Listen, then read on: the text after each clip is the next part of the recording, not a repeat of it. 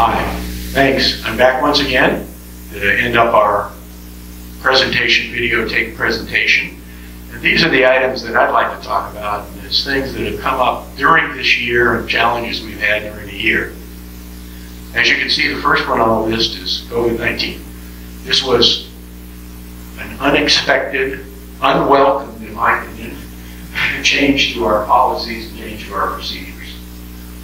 For COVID, we tried to do the best we could, what we had, to maintain the safety and health of all of our residents. So that was our primary concern as we went through the COVID protocols that we established at various levels as the governor announced. It has been, I will call it a cloud over this year, and we saw that, and I'll talk about it later in the resident satisfaction survey. But I think, for all in all, I think we managed it pretty well. And we really, really, really appreciate your cooperation. It's been made possible by the cooperation we had from all of our clubs, our athletic things, pickleball, bocce ball, tennis, etc., swimming, by doing that. So we really thank you for that. Next, drainage pipes. Another thing that came up actually last year, and it's a thing that we found, and you've heard all about it from George Spalthoff. He did a great job of presenting what's going on with the drainage pipes. I would just reiterate that it is not only our hope, but our considered opinion that this special assessment that we've levied this year will be the last one for drainage pipes. Now, that's not to say in the future something else doesn't come up. It should be all set for the drainage pipes. And as George explained, why we needed it. Proper amendment. Proper amendment is something that came up 2 years ago. Basically what it is the developer has unfulfilled proffers that he made to Game City County. Proffers are nothing more, in my mind, than an incentive for Game City, an incentive offered by the developer to Game City County to approve their development. And that's what happened here.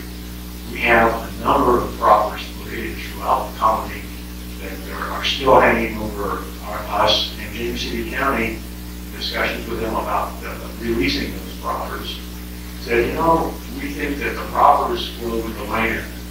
That's contrary to what we believe. We believe the developer is the one that gets the proffers, but there is no developer for them to go after, so they initiated discussions with us about proffers. For 2 years, we've been negotiating with them, trying to eliminate the proffers. We had our general manager and our attorney, who were the spears, pointing end of the spear in this one, go after James City County and negotiate. And this year, after 2 years of negotiation, we finally reached a settlement, if you will. And what we do is it's going to eliminate all the old proffers, and in its place, we're just agreed, we and our partners agreed to put a right turn lane on Long Hill Road into Forest Colony Drive, which is going to benefit us, going to benefit the community.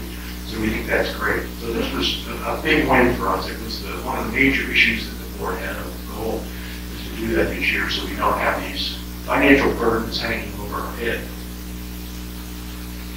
This is just a map of the colony, and I did this last year at the annual meeting when we were all like together. And I thought it was good, and I thought we'd just do the same kind of thing here. Go through it.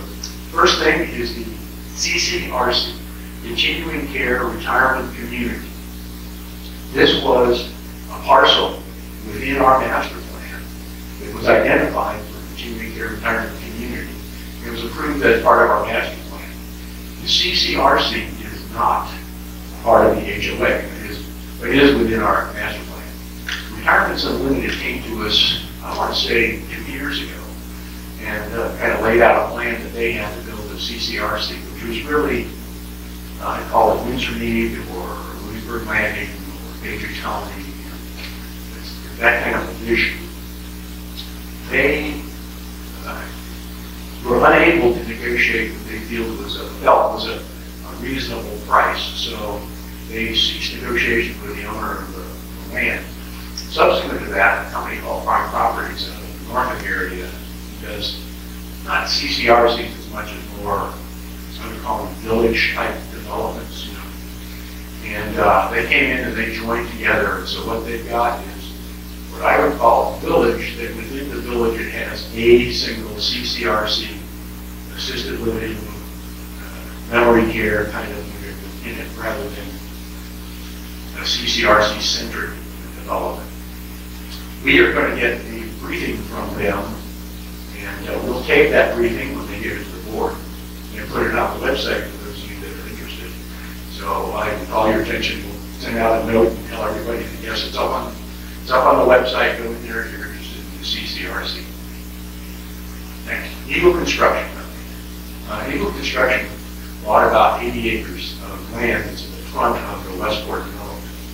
And there, it wasn't 80 acres, it was less than that, but it was 80 units they developed. They wanted to develop 80 units in the front of Westport, but in a R4 zoning, which is what we have in Forest County, which is a residential zoning. It allows one house per quarter-acre lots. That particular parcel, Westport, is zoned A1, which is one house per 3 acres. So you can see they wanted to change it, came up with a great plan. 2 years ago, the board supported it. And they went to James City County. At James City County, their request for the development was denied. So they appealed. The appeals had to go through the court system. That's the way the appeals run in that particular venue. And they lost that appeal. So right now, they are the owners of that parcel, but we don't know what they're going to do about it yet. We haven't heard from them. They haven't really established anything. James River Baptist Church. This is the other parcel of Westport. It's the other half of the Westport parcel. It's we have Westport A that we call it, is the one that's developed and assumed to go into developer or control of the residents control, turned over from the developer. But this other parcel, James City, James River Baptist Church bought for expansion of their facilities, parking, et cetera, et cetera. They've approached us about the possibility of withdrawing from the FCHOA, since this particular parcel is part of the FCHOA in addition to the master plan. So we told them we entertain it, but it needs to be all done legally and everything. So get your lawyers, work with our lawyers, you pay our lawyer for the time she has, and figure out how it can be done without detriment to the party. So that's still up in the air. I think COVID, once again, has put a damper on some of the things that are not proceeding as quickly as one might hope. Long Hill Road expansion.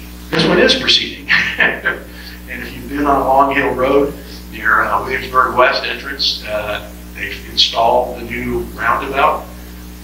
Be careful when you go around it. It seems like there are more cones and what they call traffic sticks going around that roundabout. But the roundabout is settled. They've done a lot of the expansion. They haven't completely finished yet. They're still doing a lot of work there. Going on, and just be careful around there. New Zion Baptist Church. We have a theme going here. The New Zion Baptist Church is actually located out near the Red Berkshire area of Forest County on the other side of the fence.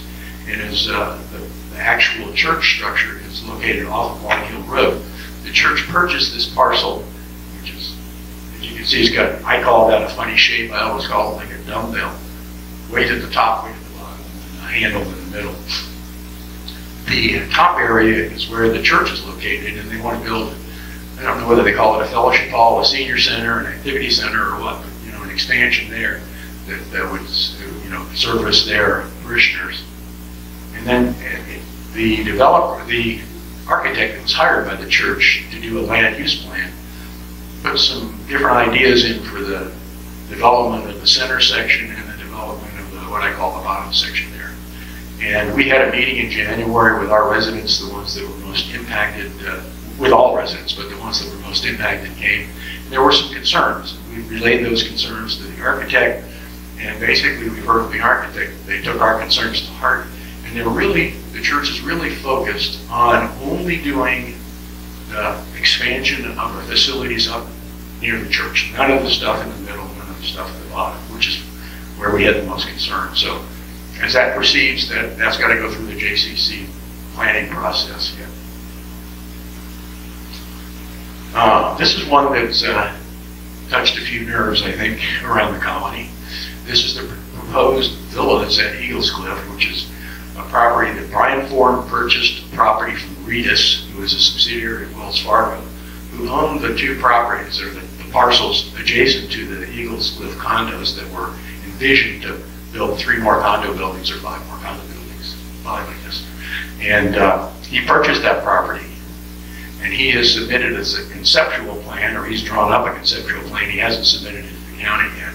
And the conceptual plan, I think we have a slide of it, calls for 2 buildings, large buildings, on the order of 30 units per building.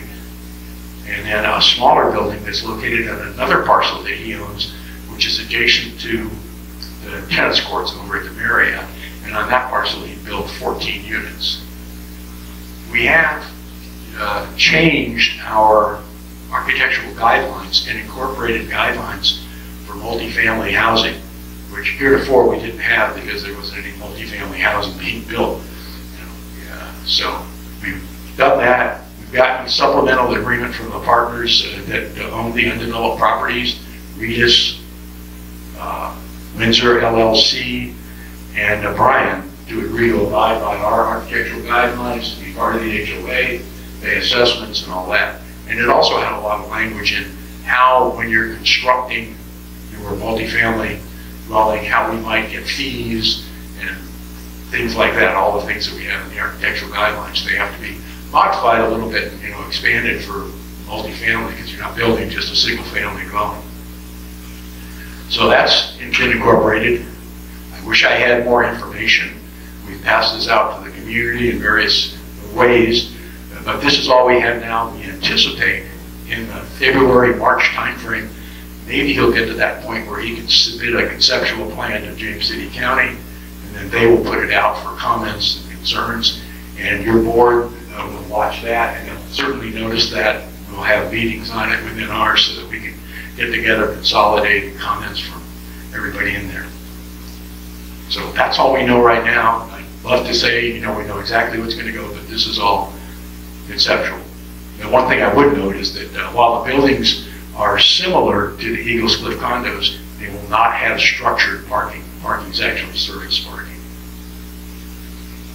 The Windsor parcel. This is a small parcel that's located off of Ford's Colony Drive, over near the first hole of Marshawk. It's across the street from the country club and across the street from Nob Hill.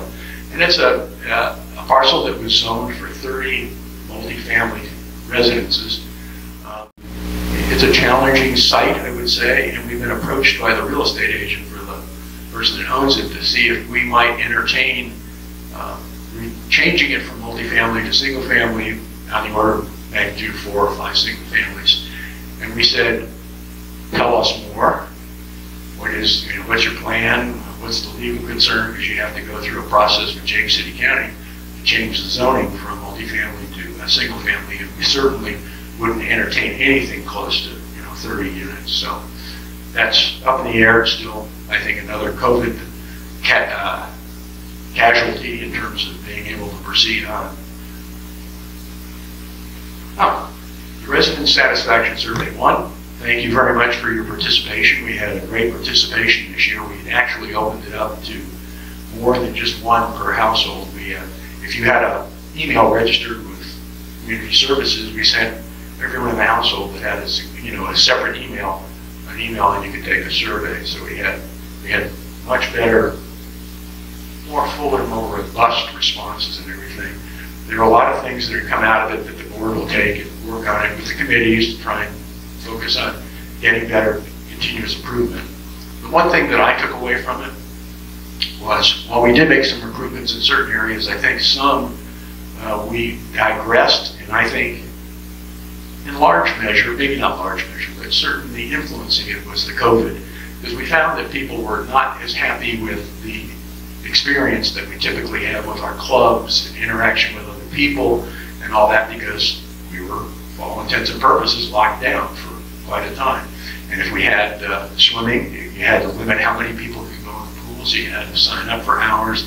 It wasn't just, I want to go to the pool, so I drop everything and I go to the pool and go. You had to have some forethought and a reservation. So that kind of thing's coming up. And I think that impacted it, and my hope is that now that we're seeing the rollout of the vaccine, that we'll be able to get back on track, hopefully sooner rather than later. But once again, thanks for the satisfaction survey. I know the board, as they go forward, will use it to focus their goals and the goals of the committees. Well, this says it all. I think the state of the colony is excellent. You've heard our financial footing is sound. We've got the drainage pipes figured out. COVID may or may not be a continuing problem, but even if it is, we've figured out ways to work with that and through that. So one of the things that I want to end with, because this is my last annual meeting, the last as your president, but I want to thank all the volunteers, all the staff, all my colleagues on the board for making this an enjoyable, sometimes not so enjoyable, but an enjoyable experience. Nonetheless, it really has been wonderful, and I really want to give kudos to the board and to our volunteers. They really, really work focusing on what's in the best interest of the colony, the HOA. Not my personal, what I like, what I want. What do I really feel is in the best interest of the HOA? I do want to point out that we have many opportunities for more volunteers. We're always looking for more volunteers.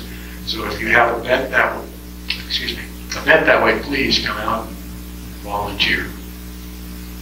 And the questions and answers, go to the website there or go to the email address there and send us your email questions and comments, and we will certainly address those on the 6th of February when we do our live webinar. So, thank you all.